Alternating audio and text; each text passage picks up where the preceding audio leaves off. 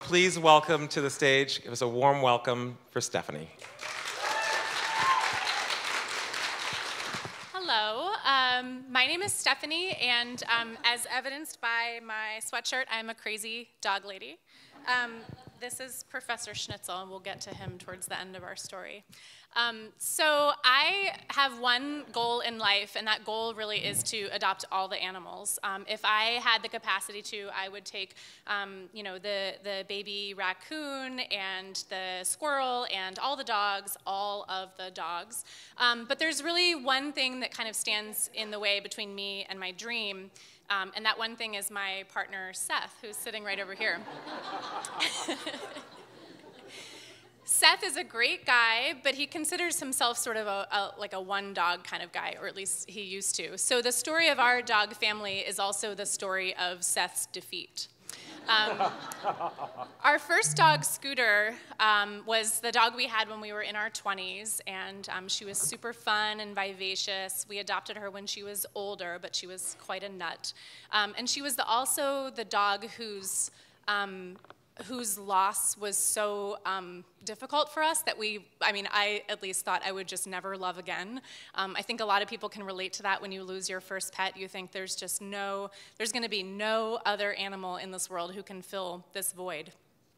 But fortunately, I was wrong 4 times over.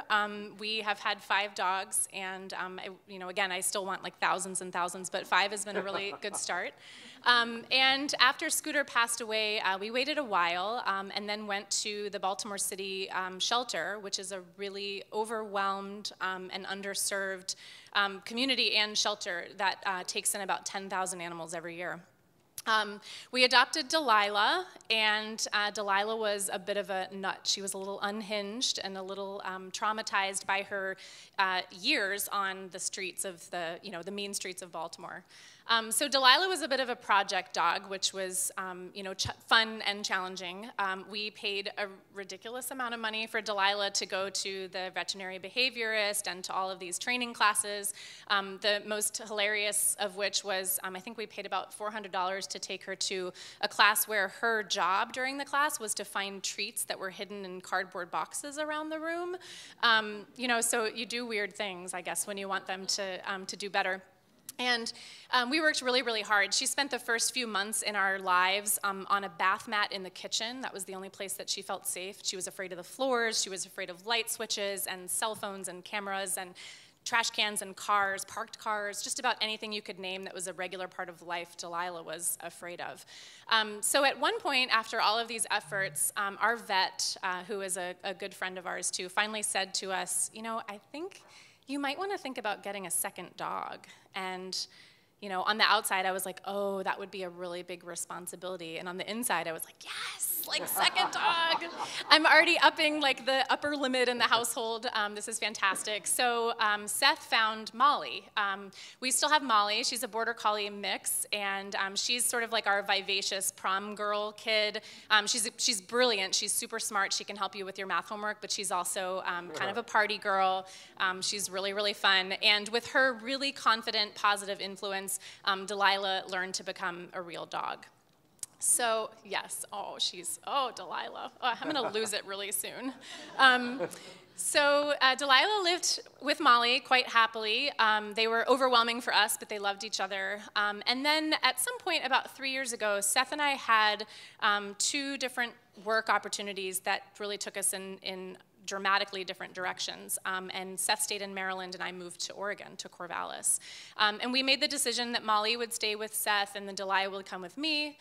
So Delilah came on a cross-country road trip. She got to go to national parks, which she totally didn't care about. She slept in the back of the car for most of the time.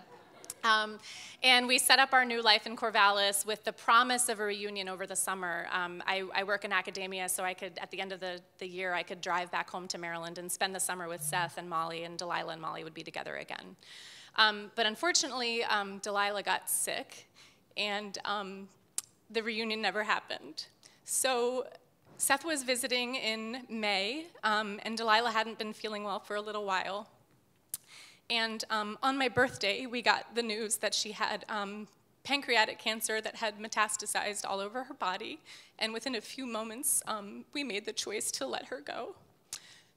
And then we cried. I cried for like what seemed like 1,000 years. And then we can quickly fast forward to the part where we talk about Beverly and Schnitzel, because that's fun. So when we were looking for Beverly, I don't know if anybody can relate to this, but I was doing that thing where I just spent hours spiraling on the internet looking at all the dogs and thinking like, I'll take this one and this one and this one and this one. And I had like 7,000 tabs open with all the dogs I was going to invite into my life. And I ended up on Pixie's website through Pet Finder, and I had clicked so far down that all the names at the top, it would say dog name adopted, dog name adoption pending, everybody. But I just kept going and kept going. And I assumed there was no one else like buried in there. But that wasn't true. On page like 1,000, Beverly popped up. And there she was with her little linky eye and her big floppy ears, just looking kind of silly. And her name was Beverly, which is fantastic. Thank you to the person who named her. It's brilliant.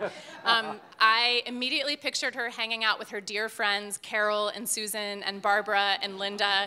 And I thought this is going to be like our new collection of dogs with these fantastic names. So I went to meet Beverly. I picked her up for a trial and brought her home.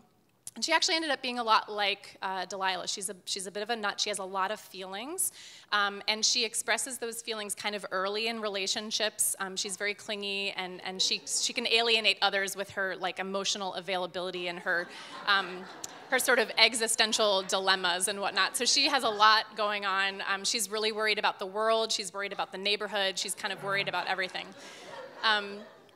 So Beverly seemed a little lonely, but I thought, you know, our household dog threshold, even though we're living on different coasts right now, it's 2. Like, that's pretty solid and pretty clear. So I decided to start fostering through the Senior Dog Rescue of Oregon, which is an organization located down in the Corvallis area. And we adopt out senior dogs who are 8 years plus. So I started fostering dogs, and Beverly loved it, and she seemed really kind of fulfilled by her new mothering role, which was really fantastic. And we just kept doing that for a while, and she's actually very rude to the dogs when they come in the house for a few minutes. But then after that, she's completely over it. She snuggles them so close sometimes it's intense, and the other dogs are like, I don't really know you that well. But she really took her role quite seriously. And Beverly's turned out to be a really wonderful companion. A little more about her. She really tries to like maximize the contact, the area of her body that comes in contact with others. Like her goal is to like fling your cell phone out of your hand and knock the computer over so she can be pet. And we do our very best to indulge her, even though she can be a bit much sometimes. So we do sort of put her off on some of the other dogs who are visiting the house. The other totally irrelevant thing that I want to tell you about Beverly, because I think it's just so odd and fantastic, is that she has dramatically asymmetrical nipples.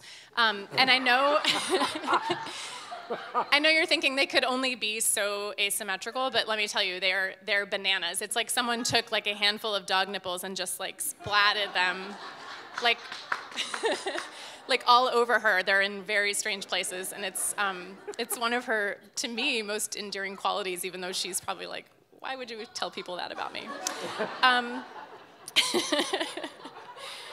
So a little while passes. Beverly, foster dogs, Molly and Seth are living in Baltimore, and someone from Pixie contacted me with a very, very simple request that kind of made my mind explode. Someone said, hey, how's Beverly doing? If you don't mind, we'd love to post an update. We like to periodically, you know, just update folks about how our adopted dogs are doing. And having read 50,000 descriptions on Pixie's website when I found Beverly, I thought, oh no, they're always funny, they're always like interesting and charming, and like Beverly really just like lays on the couch and sleeps and cuddles, and I really struggled to kind of write an update about her life, which is sort of silly, but I had a really hard time. So I went back to Pixie's website, and I started clicking through, and again, I'm in this dog clicking spiral where I just want all of them. They're all adopted. It doesn't matter. I'm still looking. And I go a little bit farther in, and there is the most glorious, indescribably unique and amazing little duder that I have ever seen in my entire life, and that was Schnitzel. We have renamed Schnitzel Professor Schnitzel, but between you and me, we call him Schnitzel on a day-to-day basis. We don't use his formal title in the house. So I saw Schnitzel, and I thought, well, that's never going to happen. He's the cutest thing I've ever seen, but this is definitely exceeding the dog threshold. The Fosters are temporary. They move on to permanent homes, but Schnitzel would be the real deal, a permanent dude. So I sent the link to Seth, and we were like, he's amazing, and then didn't really say anything else about it. And I sent someone an email at Pixie with the Beverly update, and I said, oh, by the way, I saw Schnitzel. He's amazing, and he would be such a good little friend to Beverly, and I kind of left it there. But he haunted me. It was like every second after that, I was like, must have Schnitzel. So, you know, I kind of said, Seth, I'm desperate. I need this dog in my life. Like, he's going to fulfill me and make me whole. So I drove up to Portland, and we started our trial as if anybody would ever turn back a Schnitzel. And so he joined our family.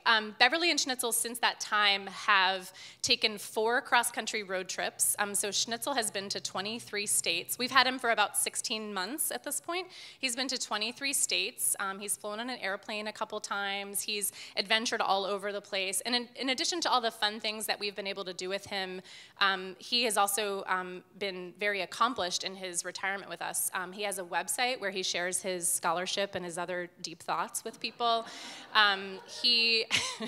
Oh my gosh, he's so amazing. I'm like losing track of all the amazing things about him. He's become, you might recognize his picture from some of Pixie's promotional materials and their van and the billboards around Portland. So he's become a male model in that time. He's become an advocate for senior dog rescuing. You know, seniors are often, because people have a really acute sense of the heartbreak that comes with adopting a senior dog. They're often left behind. So he's become sort of like a spokes dog on the internet. He has a loyal internet following now for the value of adopting a senior dog and really kind of describing the extent of the need for senior adoption that we have across the country. So Schnitzel's had a really rockin' good time. I always tell people he will like murder you with his cuteness and with his oldness and his weirdness. He's just like the very, very, very best dog who has ever lived. Unfortunately, this is the time when I start crying again. Last week, Schnitzel had a seizure, and we're not sure how much time he has left, but he might be sort of in the beginning of the end at this point. I will probably die when Schnitzel dies, but as we promised when we adopted him, we are going to do everything we can to make every single day as comfortable and happy and fulfilling as we possibly can. We're so grateful that he's in our lives, and of course we knew that he wouldn't last forever. But it's been hard the last couple of days, just sort of accepting what we already knew to be inevitable. And trying to, you know, keep our minds in the right place to make good decisions with him. But, you know, he's still fantastic. He still has lots of energy. He doesn't know he's sick. We haven't told him anything. And he's still bopping around, you know, in the backyard. He's eating dirt. He's screaming for his dinner. He does this thing we call the pterodactyl scream.